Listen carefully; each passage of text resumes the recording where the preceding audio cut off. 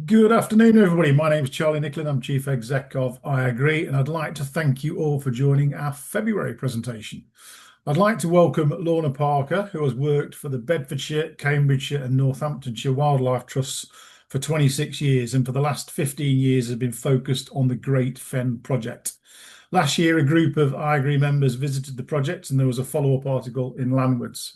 So I'm looking forward to hearing more about it. As usual with our lectures, everybody will be muted, and if you'd like to ask questions, please pop them in the chat at the bottom of the screen, and then at the end of the presentation, we can unmute you so you can ask in person. Okay, I'll now hand over to Lorna. Brilliant. Thank you very much. Thank you for having me. Let me just dial up presentation. So you should be able to see a nice picture of the Great Fen. Yeah, all good. Excellent. Okay, well, yes. So thank you for the kind introduction. So yes, I'm Lorna. I've been the project manager at the Great Fen for feels like a lifetime actually now, and I'm just going to give you a sort of brief overview of what our project's about and where we've got to in the last 25 years. I love a good question, so don't be shy. There's no such thing as a bad one, and I probably can answer them all. So just for a bit of context, I'm going to give you a bit of background about where our project is for anyone who wasn't lucky enough to come last time. So what you'll see on the left of your screen is the UK with the Fenland Basin marked on it in the blue there. And the Great Fen is the teeny red dot. So we're right on the edge of the peat that occurred in this lowland area. And you can see on the right-hand side there, we're just nestled between Peterborough and Huntingdon to the south. And we're one of only a few remaining sites which have original fen habitat actually on them in the Fens. So there's also Wicken Fen, Chippenham Fen, and then the Great Fen hosts Home Fen and Woodwalton Fen within it. Here's a picture, it's an aerial picture, so really old now actually, of Woodwalton and Home Fen, but they're nice because they illustrate one of the reasons why our project exists in the first place. And that's because these two oases of wildlife and rich fen habitat were completely surrounded by fenland agriculture. So it's a drained soil system, and so quite isolated from everything that was going on. These were taken so long ago that drones weren't invented. These were actually taken from a helicopter. So that was the height of excitement at the time.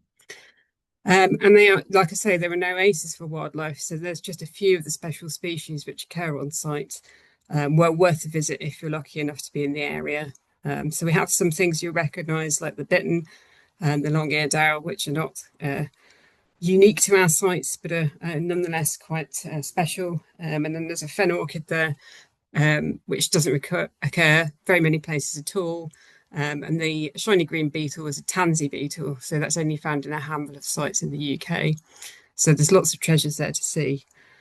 And that drained fen to farmland, for anyone who's not familiar with the fen area, it's a system where the soils are under-drained, so they might have pipes or gravel underneath, which takes the water away into ditches, which are pumped up into our rivers and then pumped out to sea. And as a result, that dries the peat soil, which is good for growing things like potatoes and onions. Absolutely terrible for looking after your soil long term. So what you can see there is called fen blow.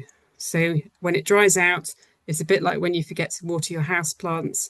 The soil becomes damaged and really crumbly and friable, and it will actually be picked up by the wind and swept along. And there's a picture there of my hand down the biggest crack I've ever seen in any of our peats, which was this summer in the dry weather. And when that happens, the oxygen can basically reach all the way down through the peat column, and the chemical reaction causes a loss of carbon from the soil. So we know we're losing about 2 centimetres of soil a year in those areas. So what did we decide to do about it? Well, we brought together a number of project partners that you can see listed in the banner across the bottom, and did a lot of thinking about what we could do to both join up the beautiful bits of habitat that we had, but actually also benefit local people, either by physical access or supporting the local economy, and actually bring people out into the environment and enjoy what they have there, and then start to think about tackling the various challenges brought about by climate change as well, so carbon loss and flood storage and that sort of thing. After a lot of hard work, they drafted the master plan, which you can see the cover of there. It's been updated ever since, but that was adopted into our planning as a supplementary planning document, and sort of enshrines all the concepts behind what we're trying to do. And that brought everybody together, and it's been a really powerful thing. So the vision for the Great Fen is to create a whole wetland landscape with a myriad of other habitats around the two NNRs that you can see there, so Home Fen and Wood Walton, supporting all those different aims and bringing back some of the things which are lost as well. And it felt like a pretty tall order.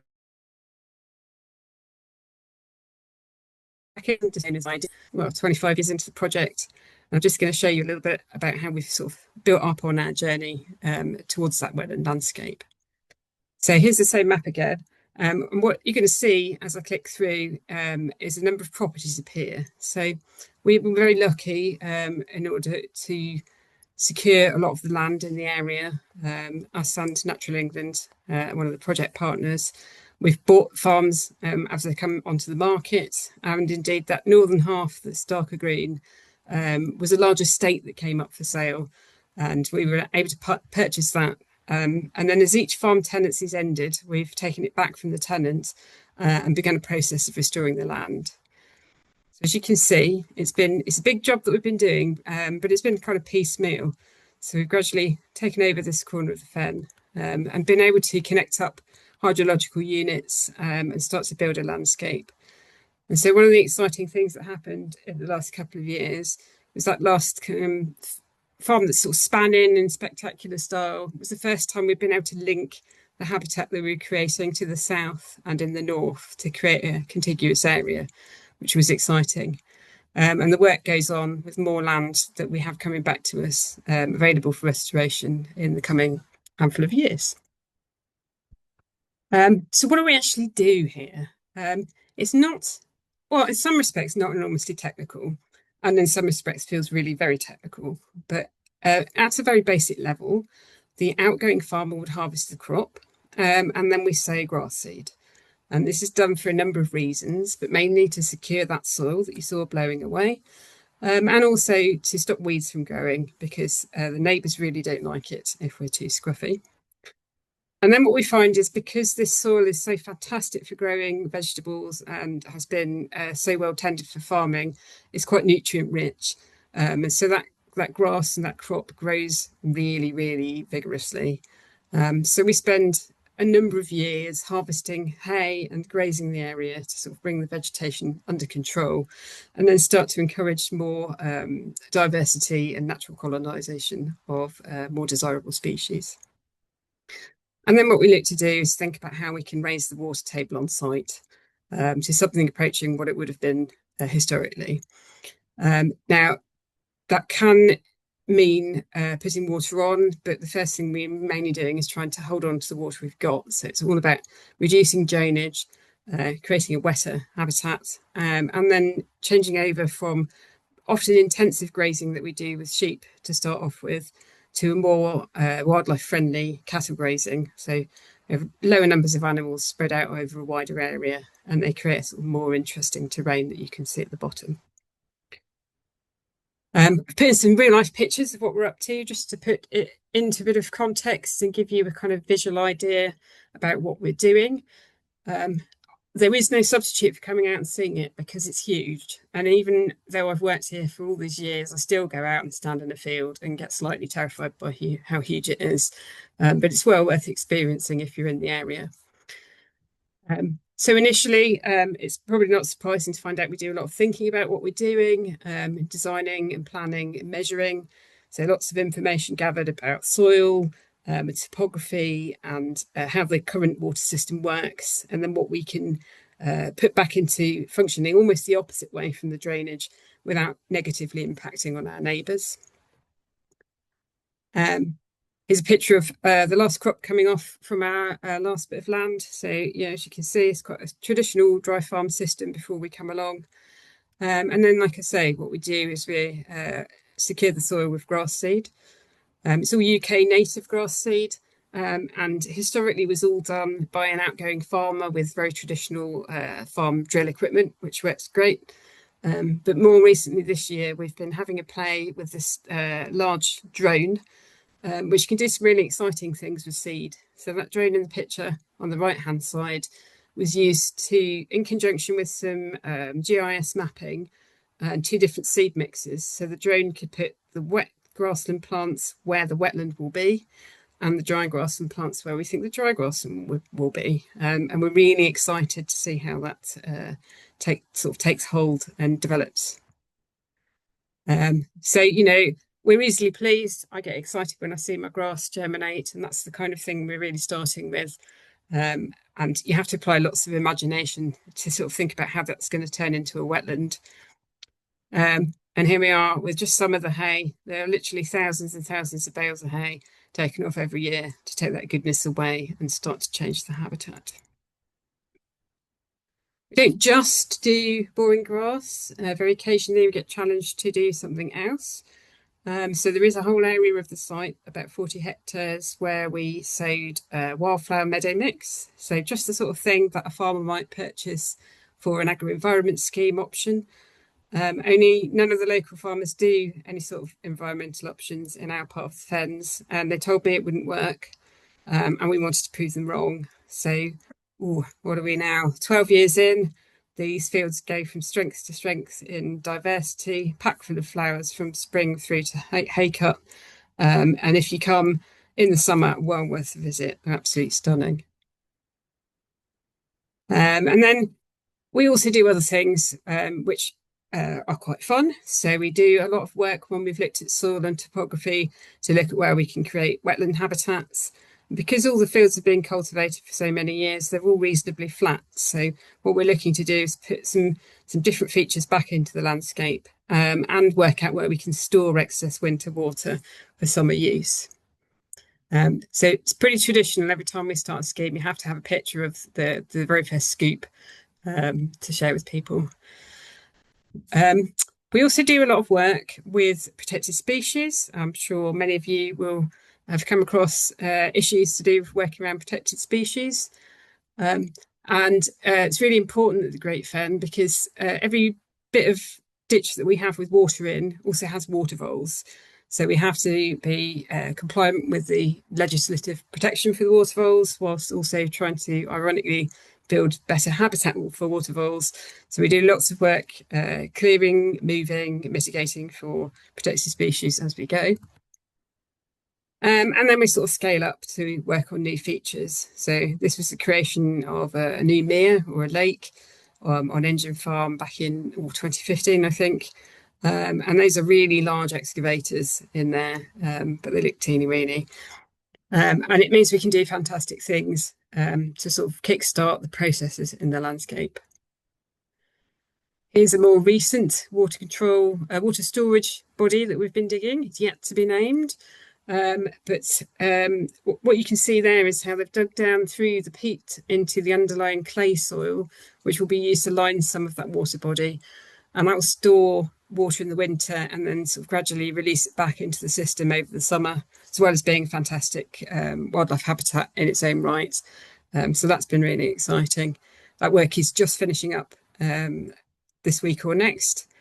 And then when it rains, it already starts to re-wet and look fantabulous as well. So we're really very excited about this. We were just talking before the meeting started about how wet the weather's been. And I, for one, have been really excited about how wet it's been. So we've got lots of habitat that we'll be developing there. So I mentioned how we try and hold on to the water we've got. So this is one of our, primitive, it's just a drop board sluice. So in that aperture there, we can take boards in and out towards the water table. We're just holding on to what falls from the sky and trapping it in the soil and the water bodies. And then once you re-wet it, the wildlife comes. And it's a really exciting part of what we do. It's not the main focus of my talk for you today, but we have a massive programme of volunteers coming out to help us catalogue and monitor all the wildlife that colonises the area and the wildlife that lives in the 2 national nature reserves as well. And they do fantastically. And we have to use increasingly different technology to do that because we've got such a large area of habitat. So this image of the jack snipe was taken from a trail camera because we can put them out and leave them out to record things that we would otherwise miss without disturbing the wildlife. And so what we find as we get control of the water table is that you start to get beautiful features that you might be more used to seeing on traditional wetland nature reserves, and the wildlife moves in. I quite like this picture because obviously we've got some wildlife and some restored habitat. We've got some of our cattle there doing that sort of longer term extensive grazing management that I was talking about. But in the background, you'll see all the potato crates, which are just a good illustration of how whatever we're doing, we have to carry on working next to our neighbours who are sort of commercially engaged in feeding us all. So here's a really nice visual that we harvested from Google Earth one day when they were partway through an update. So you can see on the bottom what the landscape looks like before we get involved. So just rectilinear fields, really large and featureless. And then at the top, as it was doing an update, you can see how we've started to transform the landscape. So lots of water bodies in there, lots of water storage, and then you can see sort of a mosaic of all the different vegetation that's growing in there. It's been fantastic for all sorts of wildlife moving in. And yeah, that particular area has been a real success story. As well as getting advice from designers and looking at soil levels and things, we also use lots of good science to back up and inform what we're doing, and work with lots of academic institutes and other interested parties. So this is just a couple of examples of some of the higher tech things that we do. Alongside things like bird surveys and sort of traditional wildlife watching. So on the bottom left there is, it's called a carbon flux tower, and it's an array of equipment that's recording the weather, but also how the gas exchange works between the soil and the plants and the atmosphere. So what they're trying to measure is whether there is a net loss or indeed a sort of gathering of carbon into the habitat. So are we mitigating for climate change by locking in our carbon? And that's part of a long ongoing series of research, which is really interesting, looking at the impacts that our management's having. And on the right hand side, it's a peat camera. So it's a slightly more low tech, low price piece of equipment, but nonetheless quite exciting. If you're thinking it looks like an IKEA chair, you'd be right. So this was a piece of kit designed by the UK Centre for Ecology and Hydrology, and it's something that they've deployed internationally around the globe. You can find these IKEA chairs with their equipment on, and what it's doing is it's recording the change in the land level. So when peat soil gets wetter, it expands, and when it gets drier, it contracts. And in the back is a ruler that goes all the way down through your peat to the bedrock underneath. So the ruler doesn't move, but the chair's just perched on the surface of the soil. And on the chair, underneath that solar panel, is a little camera. And every 20 minutes, it takes a picture of the ruler and sends its data off so it can track the movement of the soil surface going up and down. And in the tube next to it, it's measuring water table in the field. And so you can start to see if your site dries out, your soil goes down, your site re-wets, your soil goes up, and you get a sort of seasonal pattern, as you might expect, of sort of expansion and contraction. But what it can then start to understand is, in a dry year, can it recover from that or not? Are you saving your carbon in your soil or not? So that's really interesting. So we've been doing that process of seeding and restoring the land for a good number of years now. And here's one of the restored habitats. So it's a sort of oblique view of that aerial picture that you were looking at before in a wet winter. So that was great. It's full of wildfowl. And I'm just going to give you a summary of where we've got to date, really. So there's about 1,300 hectares of land now that we have under restoration of the 3,500 hectares total project area. And when you add in the 2 national nature reserves, that's 1,800 hectares under conservation management, which I think it's fair to say is further along than we thought we would be in 50 years of our 50 to 100 year vision. So we're really pleased with that. So it means that project partners between us, we own 60% of the vision area. There's some bits that we own which still have tenants on, so there'll be more to come in future. But lots of fantastic work has taken place. And yeah, like I say, we've changed the face of the landscape. So this is just some of the figures that sort of show you what we've added to the landscape since we started. So kilometres of new ditches, huge numbers of water bodies. So anything between from a sort of seasonal ponds through to a lake. There's lots of reed bed growing now, lots of wet grassland, and some interesting other kind of farming experiments that I might talk to you about just towards the end. But also, because we were about access, there's 12 kilometres of paths that didn't exist on site before, and places for people to park so they can go and experience the landscape. In case you're wondering, the machine in the screen there is actually, it's a reed harvesting piece of equipment, but it's harvesting bulrush from a special sort of farming trial that we ran. So that's a bit about what we were doing before. And I just wanted to show you like where we go next, really. So this is a view of from about halfway down the project, looking south. So to the left is a sort of rectangle, which is Woodwalton Fen, and then the wetland landscape that you can see in the foreground and above the bird that's flying over is habitat that we're going to start creating this year. So those diggers will be back, creating new water storage and putting in sluices and tilting weirs, and that wetland landscape will take place, or take shape, should I say, over the next 5 to 10 years. So it's a really exciting time to be involved in the project.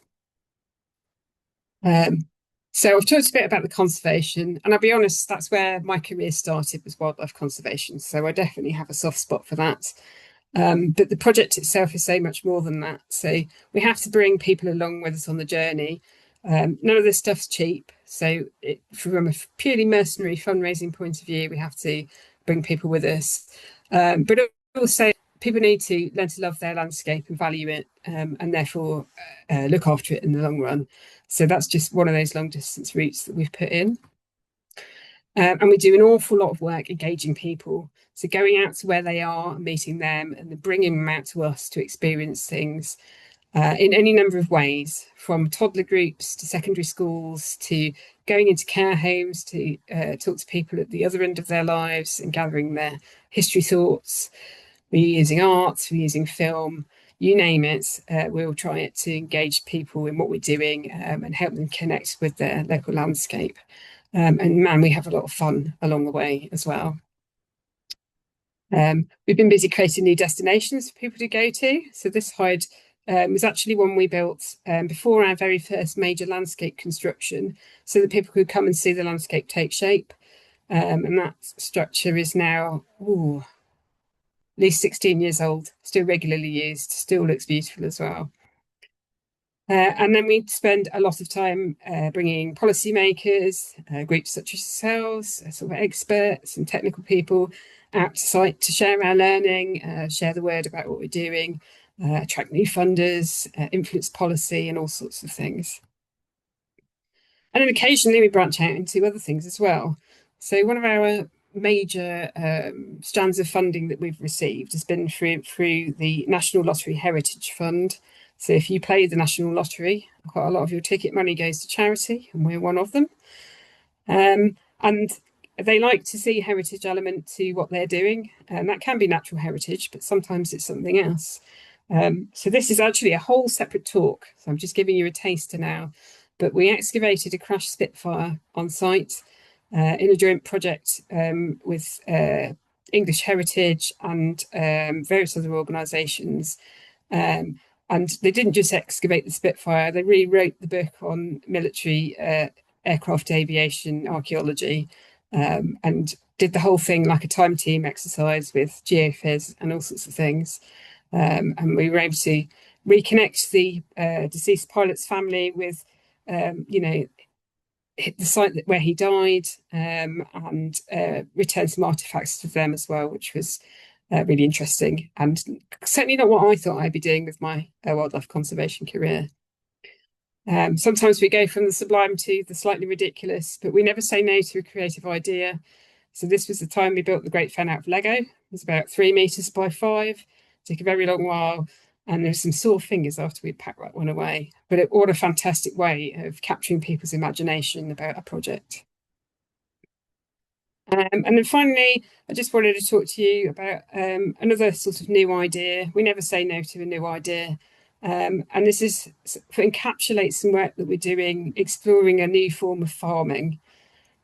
Because we knew that although we can change our tiny corner of the world, and that's great for wildlife and great for carbon, the Fens and indeed the peat across the UK is far larger than that.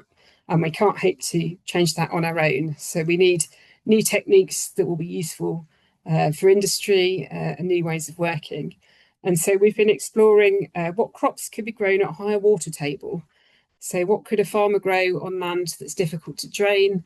What could they grow that would protect the peat soil and indeed work with wildlife as well? So that was the day we've received a seed crop of moss from Germany, sphagnum moss, to grow on a test site as a sort of showcase for what was possible. And we have a number of other crops out there and are hosting all sorts of R&D and research now on that, alongside all of our sort of regular delivery. And then, yeah, finally, really, it's just important we always remember why we're here. So for those people who were lucky enough to come out on site before, you'll recognise this. Some of you who've done geography courses might well recognise it too. It's the Home Fen post, and it was put in on site by the landowner when the Whittlesea Mere, a large lake in the area, last lake in the Fens, was drained. And he had bought a steam-powered pump, and for the first time, it was within their gift to drain an entire massive lake. And what they did was they put a post into the ground all the way to the clay underneath, and the top of that post was level with the floor. And then over the course of the drainage, as the water has been lost, and subsequently the peat is now lost, that post gets taller every year. And it's a real slightly depressing, not going to lie, but a sobering reminder of what we're trying to do and what we're trying to unpick in the landscape too. And like I say, we also, on a cheerier note for you, is looking to the future. We'd love to build a visitor centre on site and really encourage lots more people to come, be a real destination for people to come and explore all this new wildlife that's colonising the area. But actually, in the meantime, because buildings don't come cheap, I'm in the process of working with some very clever people to hopefully build a virtual visitor centre. So we can take the architect's designs and render them 3D so people can come into a virtual space and then experience all sorts of aspects of the Great Fen from their armchair, and then hopefully be enticed to come out in real life. So watch this space. If I've tempted you for more information, yeah, definitely watch this space. And within the next year, you'll be able to visit the Great Fen, possibly even fly amongst the birds of the Great Fen if you've got a VR headset at home.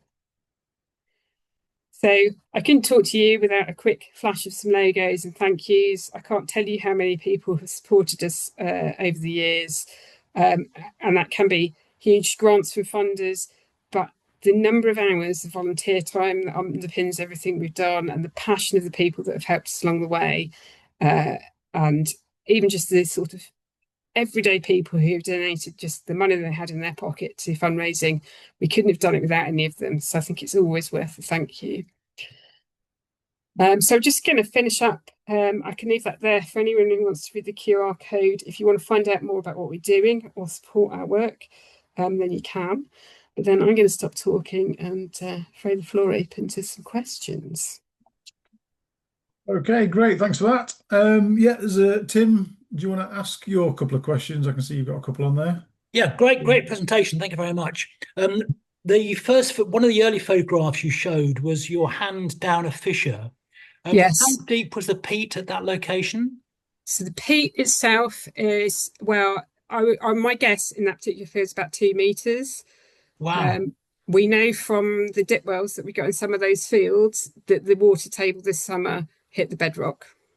The reason I say that is my first job after graduation was working with Dr. Reed in a soil mixing process, lifting up huge pianos of clay to mix in with the peat soil. So yes. I wonder what the clay peat relationship was in that sample? So we did some trial pitting for one of our proposed projects in the next field along from there, and I think it was about 175 meters of peat, and then you get a sort of layer that is gravelly clay, and then you hit the Oxford clay underneath. Yeah, But thank you. No problem. I put a second question up, but I think your Google Map montage answered that question. Are you using historic maps to actually plot out things like new water bodies and geophys? Yeah, I mean, that's an interesting one that's just come up actually. We've got a planning application running at the moment, and the archaeology team have raised a couple of last minute questions of things they want done. And one of those is because they've taken the historic map of where there used to be meres and overlaid it on the current data. And the old maps, we're fairly convinced the old maps aren't spatially accurate. And No. we think we know where the meres are. So we're going to do some extra exploratory work to sort of see if we can correct that and then let them sort of adjust the mapping.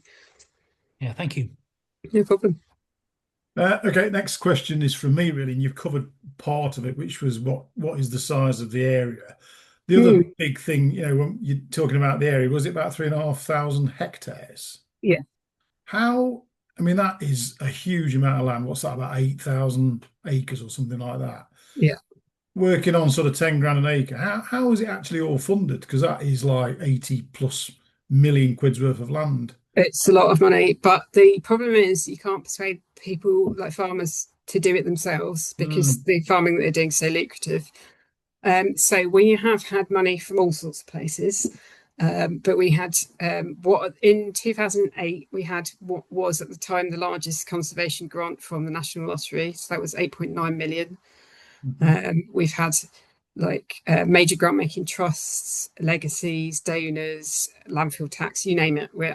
Mostly my job spent making projects that people will fund, private donations. And our current phase of work is a second major National Lottery grant that we've had. So that was another 9 million. So that paid for a farm and then 5 years worth of work. But it is really expensive, and it is significantly more expensive to do now than it was when we started.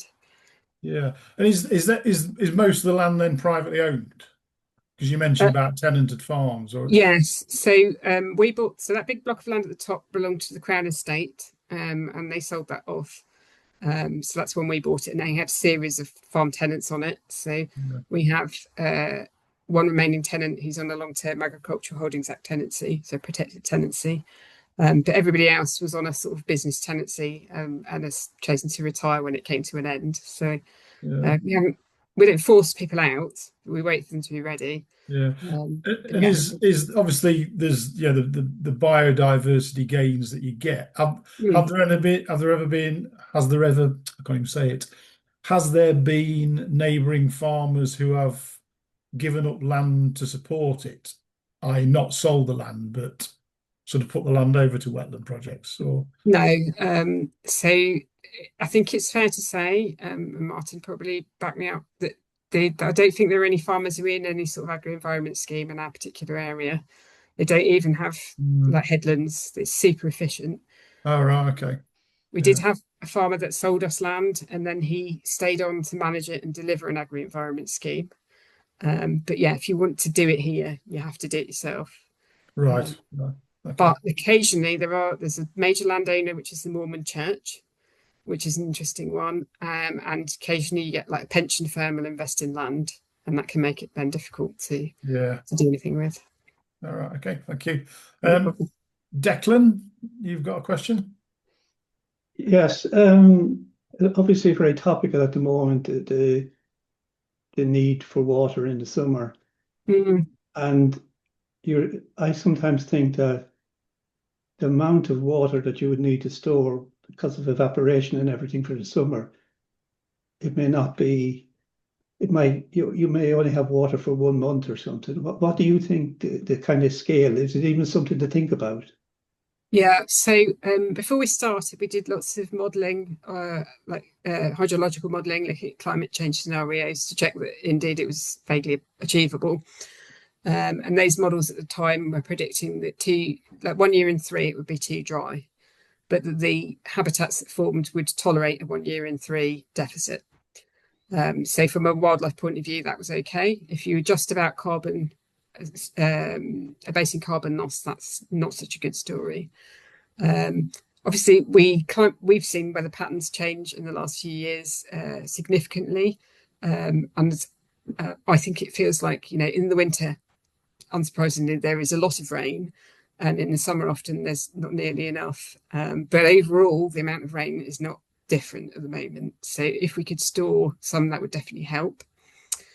And what we know from our water table monitoring is that if we can get water tables high this time of the year, then it sort of gradually falls away, and you can hold the soil quite wet till about June time. So that's okay for breeding waders and nesting birds and things.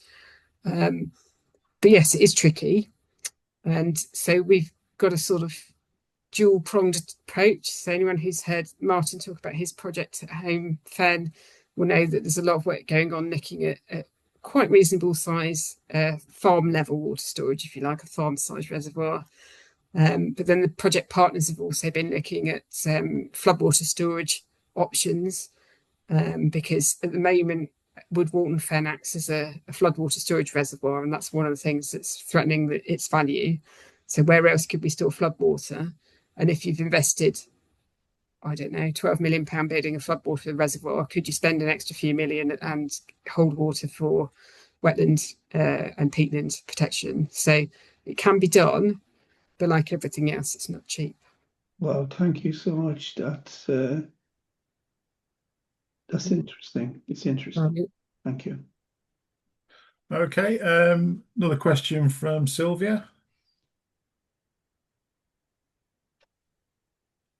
Do you want to unmute Sylvia and ask?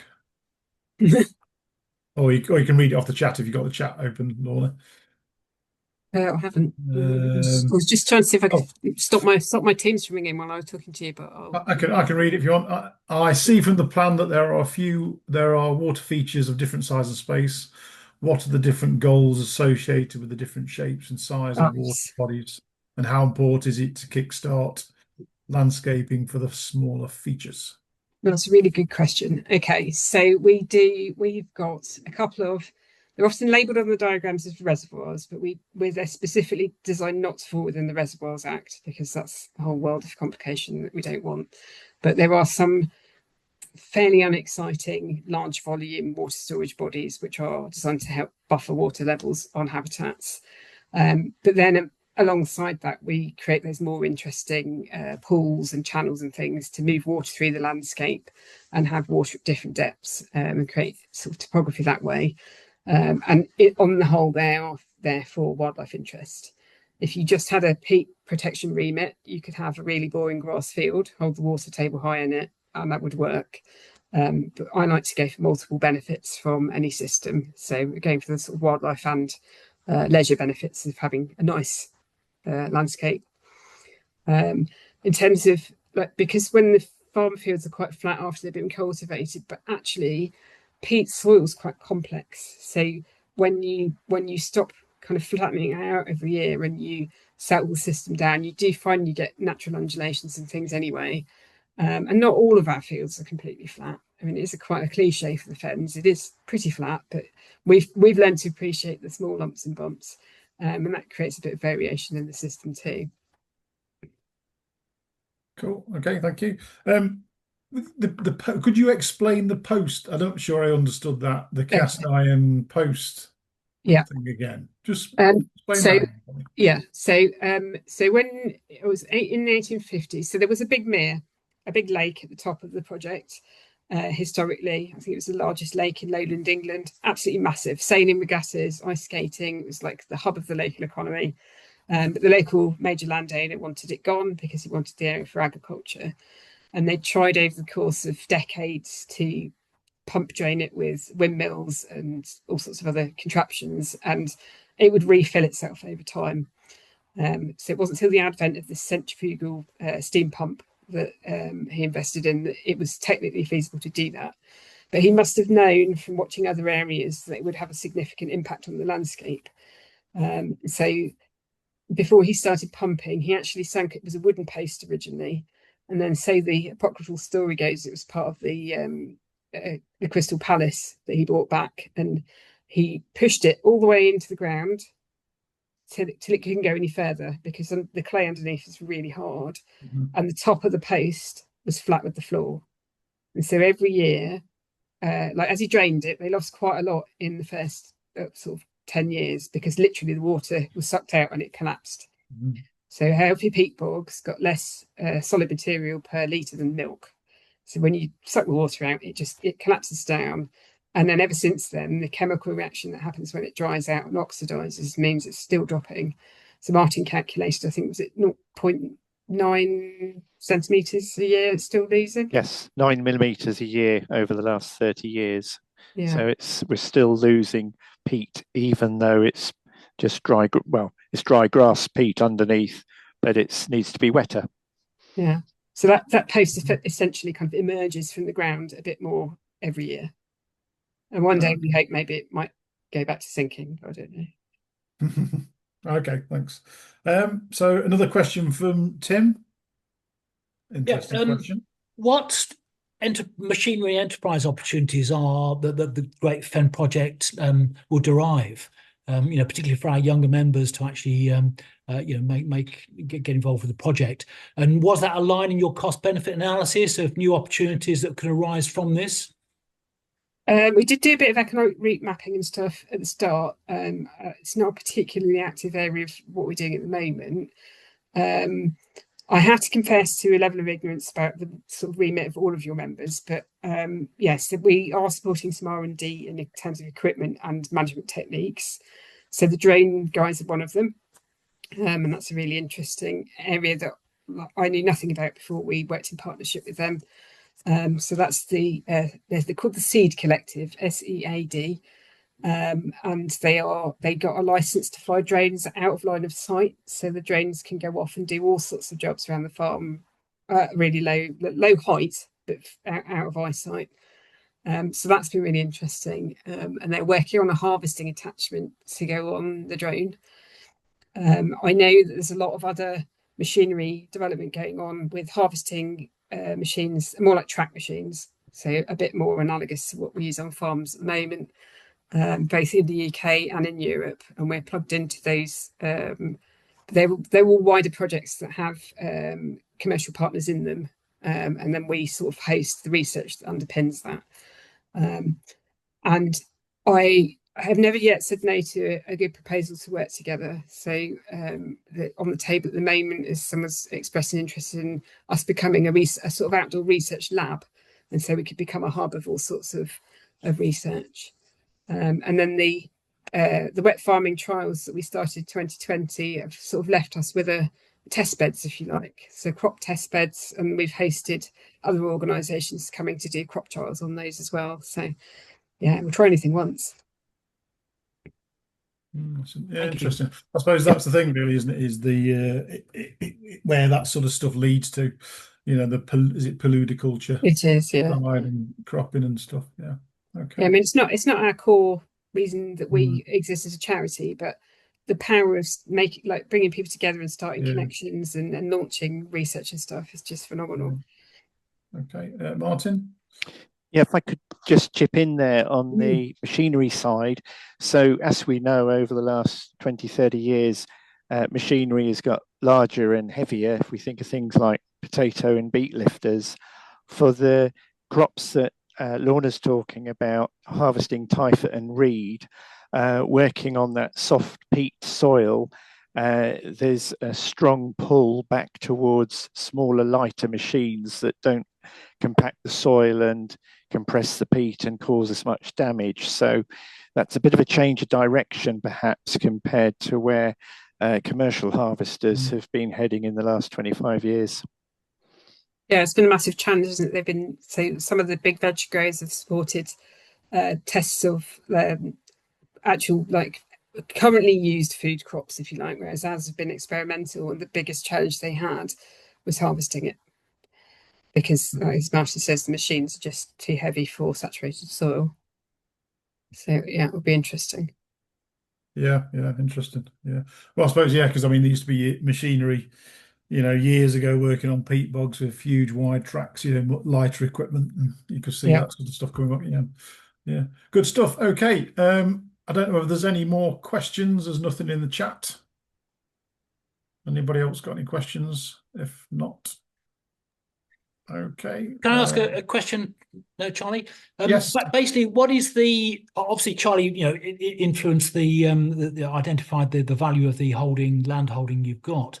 What sort of cost benefit analysis are you talking about, and what sort of ultimate payback when you factor in all the intangible and tangible benefits from the project? What sort of payback would you, I mean, presumably in terms of the carbon saving, if the carbon price was realistic? Yes. You could actually get quite a good cost benefit analysis, could you not? I suspect you could. We've done a very small amount of cost benefit analysis that was looking at actually the different crops you could grow in the wet farming scenario. Where we get grant funding, we don't have to produce any sort of cost benefit ratio type of thing that you do for like large infrastructure projects. We don't,